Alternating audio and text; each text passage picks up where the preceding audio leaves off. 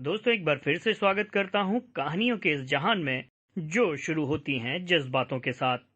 और आज की कहानी है शर्लॉक होम्स की मशहूर the adventure of the resident patient.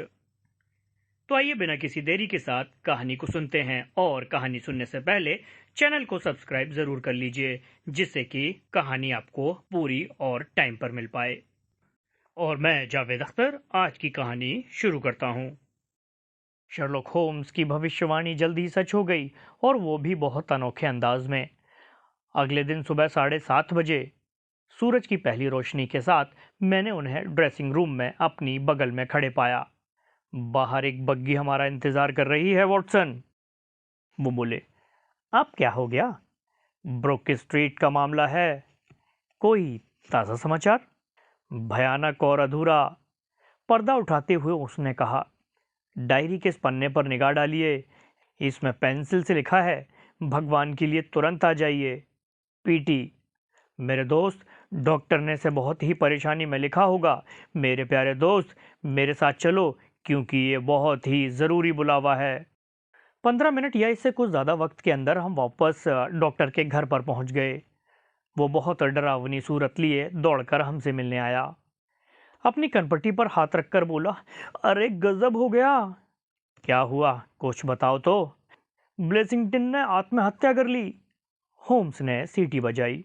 हाँ, उसने रात में खुद को फांसी लगा ली। हम डॉक्टर के वेटिंग रूम में दाखिल हो गए। उसने चीखते हुए कहा, मुझे कुछ नहीं समझ में आ रहा है कि मैं क्या करूं। पुलिस पहले ही ऊपर पहुंच चुकी है। इसने मुझे बुरी तरह हिलाकर रख दिया है। तुम्हें कब पता चला? उसे रोज सुबह एक कप चाय पीने की आदत थी। 7 बजे के करीब जब नौकरानी अंदर गई तो उस अभागे को कमरे के बीच लटकता हुआ पाया। उसने झूमर वाले हुक में डोरी बांधकर अपने बड़े संदूक, जो उसने हमें कल दिखाया था, उसके ऊपर से छलांग लगा दी। एक पल के लिए होम्स गहरी सोच में पड़ गए। उन्होंने कहा, अगर आप इजाजत दें तो मैं ऊपर जाकर मामले पर गौर करूं। बेडरूम में जाते ही हमारे सामने बहुत ही भयानक सीन आ गया। मैंने कल ब्लेसिंगटन को एक परेशान और मजबूर आदमी की तरह देखा था। उसके जैसे आदमी को फांसी लगा लेने की बात को ज्यादा ही अजीब लगती है। उसके जैसे मोटे आदमी का फांसी पर अकेले लटक जाने वाली बात कुछ हजम नहीं होती। उसने केवल अपनी नाइट ड्रेस पहनी हुई थी। उसके टखने सूजे हुए थे, और उसकी गर्दन हलाल किए गए मुर्गे की तरह एक तरफ लटकी हुई थी। उसकी बगल में एक फुर्तीला इंस्पेक्टर खड़ा था, जो अपनी डायरी में घटना का ब्यौरा दर्ज कर रहा था। अरे मिस्टर होम्स, मेरे दोस्त के पहुंचते ही उसने दिल से कहा, आपको यहाँ देखकर मैं बहुत खुश हूँ। नमस्कार लेनर, होम्स ने जवाब दिया।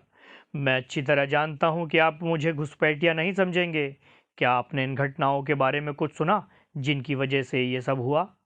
हाँ, उनमें से कुछ एक के बारे में मैंने सुना है। क्या क्या आपने कोई राय बनाई? जहां तक मैं समझ पाया हूं, ये आदमी डर के मारे अपनी सुध-बुध खो चुका है। आप खुद देखिए, बिस्तर पर अच्छी तरह सोया था। बिस्तर पर सोने के सारे निशान मौजूद हैं। ये सुबह 5 बजे की वारदात हो सकती है। आप जानते ही हैं, आत्महत्या की ज्यादातर वारदातें इसी वक्त होती हैं। लगता है कि आत्महत्या जानबूझकर की गई है। इसकी मसल्स की सख्ती को देखते हुए मेरा अंदाजा है कि इसे मरे हुए लगभग 3 घंटे हो चुके हैं। मैंने कहा, कमरे में कोई खास चीज नजर आई? होम्स ने पूछा। वॉश बेसिन पर एक पेचकस और कुछ पेच मिले हैं। लगता है कि रात में बड़े पैमाने पर स्मोकिंग की गई है। यहाँ सिगार के 5 टुकड़े हैं, जिन्हें मैंने फायरप्लेस के पास से इकट्ठा किया है। क्या तुम्हें सिगारदान मिला है? नहीं, मैंने नहीं देखा। फिर उसका सिगारदान कहाँ गया? हाँ, वो शायद उसके कोट की जेब में था। होम्स ने उसे खोलकर उसमें बची इकलौती सिगार को सूंघा। अरे, ये तो हवाना है, और ख़ास किस्म के वो सिगार हैं जिन्हें जर्मन कंपनियां अपने ईस्ट इंडियन कंपनियों से मंगाती हैं। आम तौर पर वो उन्हें नालीदार डिब्बे में बंद किया जाता है, और ये किसी दूसरे ब्रांड के मुकाबले पतले हैं। होम्स ने चारों टुकड़ों को उठाकर अपने पॉकेट लेंस से परखा। इनमें से 2 सिगार होल्डर के साथ पी गई हैं, और 2 बिना होल्डर के, उन्होंने कहा। 2 सिगारों के अगले हिस्से को किसी कम दहार वाले चाकू से काटा गया है, और 2 को मुंह से चबाकर उसका सिरा निकाला गया है। ये आत्महत्या नहीं है मिस्टर लेनर, ये एक प्लान बनाकर और दुश्मनी में किया हुआ कत्ल है। इम्पॉसिबल, इंस्पेक्टर बोला। और क्यों? कोई भी किसी का कत्ल इतने बेतुके ढंग से उसे लटकाकर क्यों करेगा? इसी बात का तो हमें पता लगाना है। वो अंदर कैसे आए? सामने वाले दरवाजे से। वो तो सुबह बंद था। तो फिर वो उनके जाने के बाद बंद किया गया होगा। आप कैसे जानते हैं? मैंने उनके निशान देखे। थोड़ी देर के लिए मुझे माफ करें तो मैं इस बारे में और भी जानकारी दे सकता हूँ। वो दरवाजे पर गया और उसका ताला अपने तरीके से घुमाकर देखा और ताले में लगी चाबी को भी चेक किया। बिस्तर, कालीन, कुर्सियां और ताक, रस्सी और लाश की एक एक कर गहरी जांच पड़ताल तब तक की जब तक वो पूरी तरह मुतमईन नहीं हो गया। उसने मेरी और इंस्पेक्टर की मदद से फंदे को काटा और कागज की शीट में लपेट कर रख दिया। और इस रस्सी के बारे में आपका क्या कहना है? वो इसमें में से काटी गई। कहते हुए डॉक्टर ट्रेवेलियन ने पलंग के नीचे से रस्सी का बंडल निकाल कर दिखाया।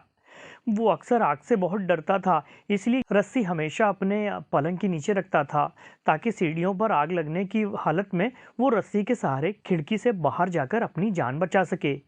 इस रस्सी इस रस्सी ने ही उन कातिलों को भी जरूर ही बचाया होगा, होम्स ने सोचते हुए कहा। हाँ, हकीकत अब सामने आ चुकी है और अगर मैं आज दोपहर तक आपको कत्ल के मोटिव के बारे में नहीं बता सका तो मुझे हैरानी होगी। मैं ब्लेसिंगटन की ये फोटो अपने साथ ले जा रहा हूँ ताकि मेरी जांच में इसमें कुछ मदद मिल सके। लेकिन आपने हमें कुछ बताया नहीं, डॉक्टर चिल्लाया। अरे, घटनाओं की कड़ियों को लेकर कोई शक नहीं होना चाहिए, होम्स ने कहा। इस घटना में 3 लोग शामिल थे।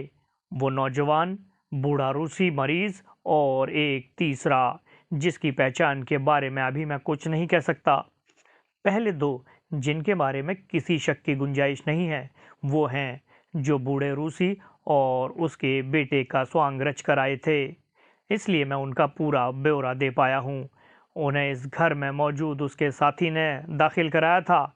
मैं आपको सलाह देता हूँ इंस्पेक्टर कि आप उस नौकर को फौरन गिरफ्तार कर लीजिए क्योंकि वो कुछ दिन पहले ही काम पर आया था। वो छोटा लड़का तो घर में कहीं नजर नहीं आ रहा है, डॉक्टर ट्रेवेलियन ने कहा।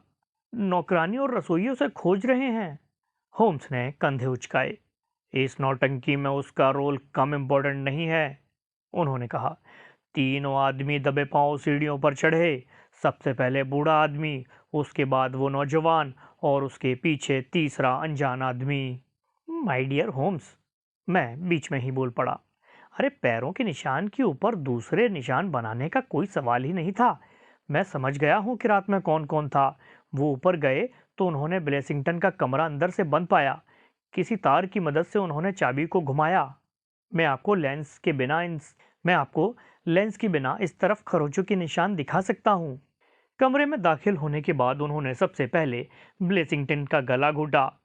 उस वक्त या तो वो सो रहा होगा या इन तीनों को देखकर सुन पड़ गया होगा, इसलिए इसकी चीख नहीं निकली होगी। कमरे की दीवारें मोटी हैं, इसलिए इससे ये अंदाज़ा लगाना आसान है कि अगर वो किसी तरह चिल्लाया भी होगा तो उसकी आवाज़ कमरे से बाहर नहीं गई होगी। उसे काबू में करने के बाद, जैसा कि मैं देख रहा हूँ, उनके बीच किसी तरह का सलाह मशवरा हुआ होगा। हो सकता है कि वो इंसाफ दिलाने जैसा कुछ हो। ये बातचीत काफी देर तक चली होगी क्योंकि उसी दौरान ये सिगार पिए गए होंगे। बूढ़ा आदमी इस बांस वाली कुर्सी पर बैठा होगा और उसी ने होल्डर के साथ सिगार पी होगी। नौजवान आदमी आप वाली कुर्सी पर बैठा होगा और उसने सिगार की राख मेज की दराज के पास झाड़ी होगी। तीसरा आदमी ऊपर नीचे आता जाता रहा होगा। मेरे ख्याल से ब्लेसिंगटन बेड पर सीधा बैठा रहा होगा, लेकिन यह बात मैं पक्के तौर पर नहीं कह सकता हूँ। ठीक उन लोगों के ब्लेसिंगटन को लटका दिए जाने के बाद पर्दा गिर गया। ये सारा नाटक इतना प्लान के मुताबिक था कि वो अपने साथ कोई ब्लॉक या पुली जैसी चीज लेकर आए थे जिसमें फांसी के फंदे का काम किया जा सके। मेरे अंदाजे के मुताबिक वो पेचकस और पेच पुली को छत में कसने के लिए लाए गए होंगे। छत में हुक लगा देखकर उन्होंने जाहिर है अपनी तकलीफ बचा ली। अपना काम पूरा करने के बाद वो चले गए और उनके आदमी ने अंदर से कुंडी लगा दी। हम सबने रात की घटनाओं का खाका बड़ी दिलचस्पी के साथ सुना। होम्स ने उस कहानी को अपने अंदाजों के बारीक धागे से बुना था, जिसमें घटना का छोटे से छोटा और बारीक से बारीक ब्यौरा शामिल था। नौकर की जानकारी जुटाने के लिए इंस्पेक्टर मौकाए वारदात से जल्दी जल्दी रवाना हो गया, जबकि मैं और होम्स नाश्ते के लिए बेकर स्ट्रीट लौट आए। मैं 3 बजे तक वापस आ जाऊंगा, हमारा लंच खत्म होते ही होम्स ने कहा। इंस्पेक्टर और डॉक्टर दोनों मुझसे इसी जगह तय वक्त पर मिलेंगे, और मुझे उम्मीद है कि अगर इस मामले में कोई धुंध रह गई होगी तो वो भी उस वक्त तक छट जाएगी। हमारे मेहमान तो वक्त पर पहुंच गए थे, लेकिन होम्स को पहुंचते पहुंचते 4 बज गए। उनके हाव भाव को देखकर मैं समझ गया कि सब कुछ ठीक ठाक है। कोई खबर इंस्पेक्टर? हमने लड़के को पकड़ लिया है सर। बहुत अच्छे, आपने उन्हें पकड़ लिया? हम तीनों एक साथ बोले। ठीक, मुझे उनकी पहचान मिल गई है। ये सो कॉल्ड ब्लेसिंगटन मेरी उम्मीद के मुताबिक कोर्ट में एक जाना पहचाना चेहरा है, और वैसे ही उसके कातिल भी हैं। उनके नाम हैं बिडले, हेवर्ड और मुफात हैं। वही बर्मिंघम बैंगरो? इंस्पेक्टर चीखा। 100% वही, होम्स ने कहा। तब तो ब्लेसिंगटन जरूर सट्टन ही होगा। सही पकड़े हैं, होम्स बोले। ये सब क्रिस्टल की तरह बिल्कुल साफ कैसे हो गया? इंस्पेक्टर ने कहा। लेकिन ट्रेवलियर और मैंने एक दूसरे को घबराई नजरों से देखा। आपको जरूर ही बर्मिंघम बैंक डकैती केस याद होगा, होम्स ने कहा। उसमें कुल 5 लोग शामिल थे, जिनमें 4 तो यही थे, जबकि 5वें का नाम कॉर्डराइट था। बैंक के केयरटेकर टोबिन की हत्या कर दी गई थी, और लुटेरे 7,000 पाउंड लेकर चंपत हो गए थे। ये घटना 1875 की है, लेकिन 5 पकड़े गए, लेकिन उनके खिलाफ कोई पुख्ता सबूत नहीं था।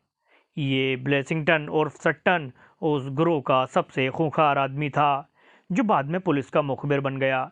उसकी गवाही पर कॉर्टराइट को फांसी हो गई, और बाकी 3 को 15-15 साल कैद की सजा हो गई। कुछ साल पहले जब वो अपनी पूरी सजा काटकर बाहर आए, तो उन्होंने धोखेबाज सट्टन को अपने साथी की मौत के लिए जिम्मेदार मानते हुए उसे ढूंढना शुरू कर दिया। 2 बार वो उसे पकड़ पाने में नाकाम हो गए थे, और उनकी तीसरी कोशिश का नतीजा आपके सामने है।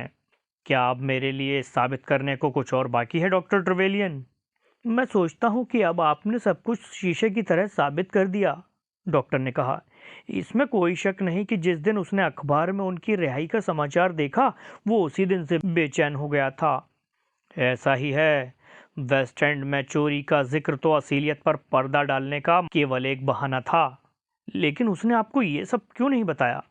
ठीक जनाब, अपने साथियों का बदला लेने के इरादों को जानते हुए वो अपनी पहचान जितना हो सके छुपाए रखना चाहता था। उसका राज बड़ा शर्मनाक था, इसलिए वो अपना भेद किसी से खोलना नहीं चाहता था। बहरहाल, कितना ही बुरा क्यों ना हो, ब्लेसिंगटन रह तो अब भी ब्रिटिश कानून की ढाल के नीचे ही रहा था। मुझे ये कहने में अब कोई शक नहीं है इंस्पेक्टर, कि हालांकि वो ढाल उसे बचाने में नाकामयाब रही, लेकिन कानून की तलवार बदला लेने के लिए अब भी मौजूद है। रेजिडेंट पेशेंट और बुक स्ट्रीट के डॉक्टर के बीच रिश्ते के हालात कुछ ऐसे ही थे। उस रात की घटना के बाद से उन तीनों हत्यारों के बारे में पुलिस को कुछ भी पता नहीं चला। स्कॉटलैंड यार्ड पुलिस का मानना है कि वो तीनों नोरा क्रीना नाम के उस मनहूस जहाज के पैसेंजर्स में शामिल थे, जो पुर्तगाल के तट पर उत्तरी ऑपरेटा के पास डूब गया था। नौकर के खिलाफ अदालती कार्रवाई सबूतों के अभाव में बंद कर दी गई, और बुक स्ट्रीट के राज की कोई खबर आज तक किसी अखबार में पब्लिश नहीं हुई। तो दोस्तों, शर्लक होम्स की ये थी शानदार कहानी। यकीनन आपको ये कहानी ज़रूर पसंद आएगी। अगली कहानी के लिए चैनल के साथ बने रहिए, और बेल आइकन को भी हिट कीजिए, और सब्सक्राइब तो करना है ही। तो कहीं जाइएगा मत, बने रहिए मेरे साथ और सुनते रहिए जज्बातों का जहां, वेद जावेद अख्तर। तो मिलते हैं अगले एपिसोड में किसी नई कहानी के साथ। तब तक दीजिए इजाज़त।